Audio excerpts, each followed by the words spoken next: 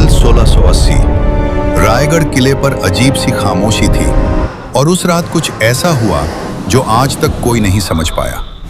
ये वो किला था जहां छत्रपति ने अपना साम्राज्य खड़ा किया था, लेकिन इसी किले में उनकी कहानी का सबसे बड़ा रहस्य दफन है। अप्रैल 1680 में छत्रपति बीमार थे।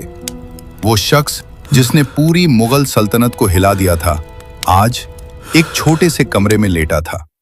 उनकी आंखों में क्या था उस रात? डर? नहीं, एक राज जो वो शायद किसी को बताना चाहते थे। सिर्फ 6 साल पहले इसी रायगढ़ में उनका राज्याभिषेक हुआ था। पूरा हिंदुस्तान गवाह था उस दिन का। उन्होंने 300 से ज्यादा किले जीते थे।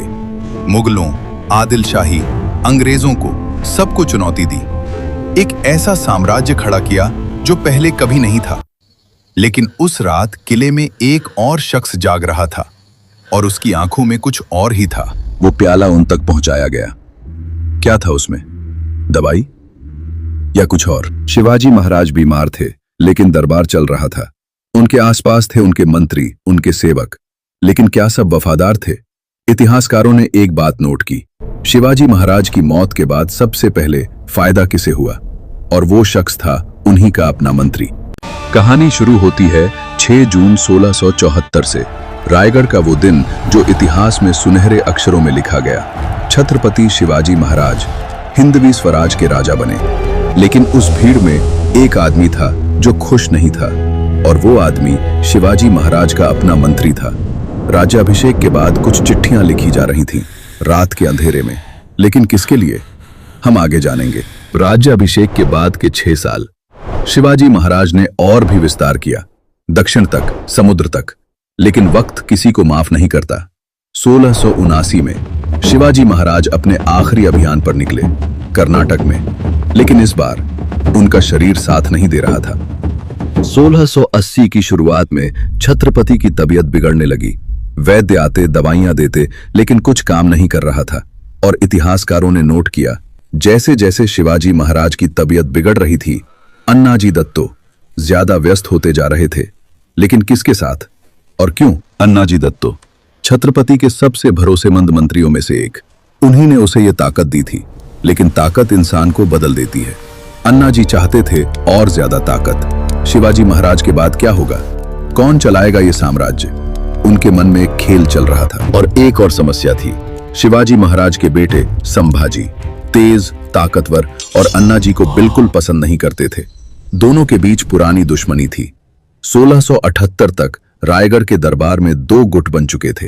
एक तरफ संभाजी, दूसरी तरफ अन्नाजी और उनके साथी, और बीच में शिवाजी महाराज अकेले। शिवाजी महाराज की दूसरी पत्नी सोयराबाई, उनका बेटा था राजा राम, सिर्फ 10 साल का। और अन्नाजी दत्तो इस बच्चे को राजा बनाना चाहते थे, क्योंकि एक बच्चे को आसानी से कंट्रोल किया जा सकता था। और कुछ इतिहासकार कहते हैं कि वो चिट्ठी औरंगजेब तक पहुंची। लेकिन क्या लिखा था उसमें? मार्च 1680 छत्रपति की तबीयत और बिगड़ गई थी, लेकिन वो रुके नहीं। बिस्तर पर लेटे लेटे साम्राज्य चला रहे थे। वैद्यराज ने सच बता दिया। महाराज ने सुना और चुप रहे। उन्होंने संभाजी को बुलाया। बाप और बेटा आखिरी बार मिले। क्या कहा उन्होंने? इतिहास में नहीं लिखा, लेकिन वो हाथ जो कंधे पर रखा था, यह उनकी भाषा थी। 3 अप्रैल 1680 रायगढ़ पर एक अजीब सी खामोशी थी। हवा भी रुक गई थी। 3 अप्रैल 1680 छत्रपति शिवाजी महाराज नहीं रहे। रायगढ़ के दिए एक एक करके बुझ गए। एक युग का अंत हो गया था। पूरा किला रो रहा था, लेकिन किले में एक शख्स था जो रो नहीं रहा था। छत्रपति की मौत की खबर फैलते ही अन्नाजी दत्तो दौड़ने लगे। अन्नाजी ने वो किया जो सोचा भी नहीं जा सकता। शिवाजी महाराज के शव के ठंडा होने से पहले उन्होंने राजा राम को राजा घोषित करने की कोशिश की, लेकिन संभाजी तैयार थे। उनके पिता ने उन्हें चेताया था और संभाजी ने तुरंत कदम उठाया। संभाजी के सैनिकों ने रायगढ़ को अपने कब्जे में ले लिया। अन्नाजी का षड्यंत्र नाकाम हो गया, लेकिन असली सवाल अभी बाकी था। तो अब सवाल यह है, शिवाजी महाराज की मौत कैसे हुई? इतिहासकारों के सामने कुछ थ्योरी हैं। बीमारी, जहर, षड्यंत्र। आइए एक एक करके देखते हैं। पहली थ्योरी, प्राकृतिक मौत। शिवाजी महाराज को बुखार था। 50 साल की उम्र में दशकों की लड़ाइयों का बोझ, शरीर थक चुका था। यह थ्योरी सबसे आसान है, लेकिन सबसे आसान जवाब हमेशा सच नहीं होता। दूसरी थ्योरी, जहर। कुछ इतिहासकार कहते हैं शिवाजी महाराज के लक्षण सामान्य बुखार से अलग थे। कुछ दिनों में बहुत तेज गिरावट, और वो प्याला जो उन तक पहुंचाया गया था। मराठा इतिहास के 3 प्रमुख दस्तावेज, सभासद बखर, चिटनीस बखर, जेधे शकावली, इनमें शिवाजी महाराज की बीमारी का जिक्र है, लेकिन किसी में भी जहर का नाम नहीं। तो क्या सच छुपाया गया? 1681 में संभाजी महाराज ने अन्नाजी दत्तो को गिरफ्तार किया और उन पर राजद्रोह का आरोप लगाया। क्या उन्होंने कबूल किया था? क्या निकला उस जांच में? संभाजी महाराज ने अन्नाजी दत्तो और उनके 3 साथियों को मृत्युदंड का फैसला सुनाया। तीसरी थ्योरी सबसे चौंकाने वाली है। क्या अन्नाजी दत्तो ने औरंगजेब के साथ मिलकर शिवाजी महाराज को धीरे धीरे झड़ दिया? कोई सीधा सबूत नहीं है, लेकिन हर घटना का समय मेल खाता है। इतिहासकार आज भी बंटे हुए हैं। कुछ कहते हैं बीमारी, कुछ कहते हैं जहर था, और कुछ कहते हैं पूरा षड्यंत्र था। सच शायद कभी पता न चले।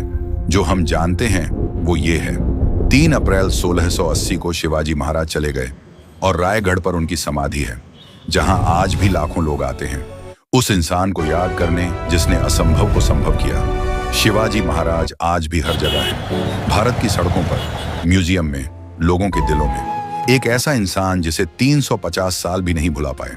फरवरी 1680 महाराज ने बीजापुर के दूतों से मुलाकात की।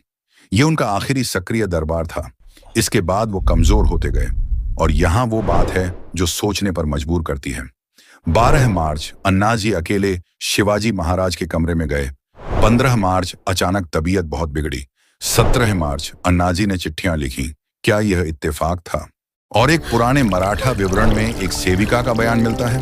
उसने कहा उसने देखा था अन्नाजी दत्तो को दवाई के प्याले में कुछ मिलाते हुए। क्या यह सच था?